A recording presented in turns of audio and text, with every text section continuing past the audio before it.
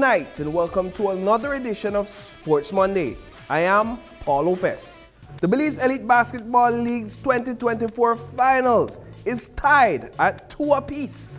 2 games are played over the weekend inside the Belize City Civic Center. That controversial Game 3 rematch was played on Friday night, while Game 4 was played on Sunday evening. Notably, while fans were out for both games, the numbers were evidently low, leading many to believe that constant controversy within the league has turned fans off. In any event, let's look at some highlights from both games as we prepare for Game 5 this coming Friday. Smooth bucket from Clenzy Coupe Lopez at the start of Game 1. Devon Campbell with the baseline throw in to John Kelly under the rim. Victor Evans falls to the floor. Hurricanes up by 3 points. Richard Smith in possession of the ball. He goes baseline, finds Devin Daly open at the 3-point line. Daly with a pump fake and a huge 3-point shot. Under 3 minutes left in the first quarter, Nigel Jones guarding Sidibe Burama under the rim. Burama passes off to an open Evans. The dunk finish extending the Hurricanes' lead to 6 points, 20-14. Daniel Estes with a huge dunk to cut down the 6-point lead. The first quarter ended 22-21 points in favor of the Hurricanes.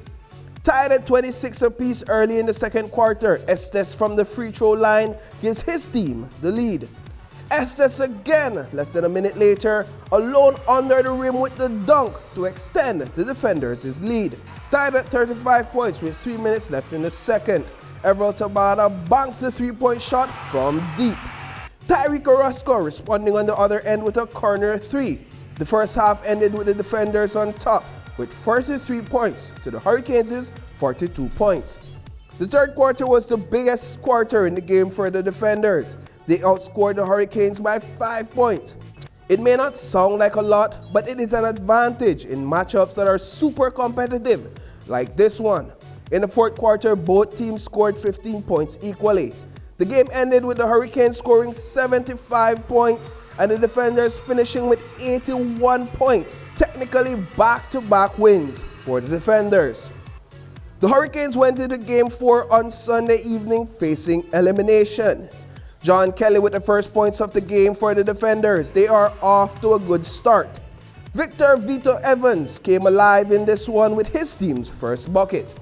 5 minutes into the first quarter and the defenders are in control of the game with a 5-point lead. The Hurricanes made multiple failed attempts from the 3-point line until Evans held on to the rock and cut the defenders' lead down to 2. The defenders scored 19 points in the first quarter, while the Hurricanes scored 18 points. It was a close game up to this point, but things began to go downhill for the defenders in the second quarter. Amar Ross with the hot hands from the 3-point line early in the second. Shane Pratt with the response on the other end. 5 minutes into the second quarter, Marquise Cunningham finds an opening under the rim and slams it in. Under 4 minutes left on the clock, Evans drives, the ball finds an open Ross at the corner 3, and he makes good on it. A costly turnover for the defenders leads to an 8-point advantage for the Hurricanes on the other end. An open jump shot from Cunningham resulted in the largest lead of the game for the Hurricanes and forces the defenders' head coach to call a timeout. This fast break layup from Orozco sealed off a dominant second quarter for the Hurricanes. They ended the first half with 49 points to the defenders' 37 points.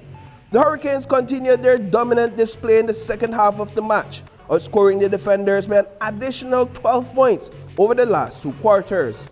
They went on to win Game 4 by 24 points with a score of 94 to the defenders' 70 points, tying the series at 2 games apiece. As we look ahead of Game 5, one of the big questions tonight is, will Richard Smith be cleared to play after sustaining an injury in the third quarter of Game 4? He had to be carried off the court and into the locker room. That looks like a serious injury. While semi-pro basketball took center stage at home in Paris, one Belizean athlete who stole the hearts of many across the world ran in the preliminary round of the men's 100-meter race in the 2024 Olympics. Shaun Gill placed 6th in the Heat 4 and did not qualify to move on as a result. Following his run, the Belize Olympic Association issued a statement saying that they are incredibly proud of his efforts. Gill also did a post-run interview with Sportmax TV in which he announced his retirement. Before we get any further, I just want to say thank you for all the support around the globe, especially Belizeans at home and abroad. Everybody doesn't know, but this was my last race. I'm retiring.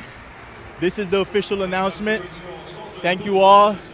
It's been about 18 years, this was the last one. And it's a sad moment for me. I didn't compete. I didn't get the performance I expected, but this was the last one. And in other 100-meter Olympic news, Julian Alfred from St. Lucia won the nation's first ever Olympic gold medal for St. Lucia. The 23-year-old sprinter won gold in the women's 100 meters event, setting a new national record of 10.72 seconds. USA's Noah Lyles won gold in the men's 100 meters finals. He won over Jamaica's Keyshawn Thompson by 0.05 of a second in a dramatic photo finish. Lyles won in 9.79 seconds. It was the first 100 meters finals in the history of the Olympics in which all runners finished in less than 10 seconds. Well, folks, that's all we have for you in tonight's coverage of Sports Monday. Catch you in the next one.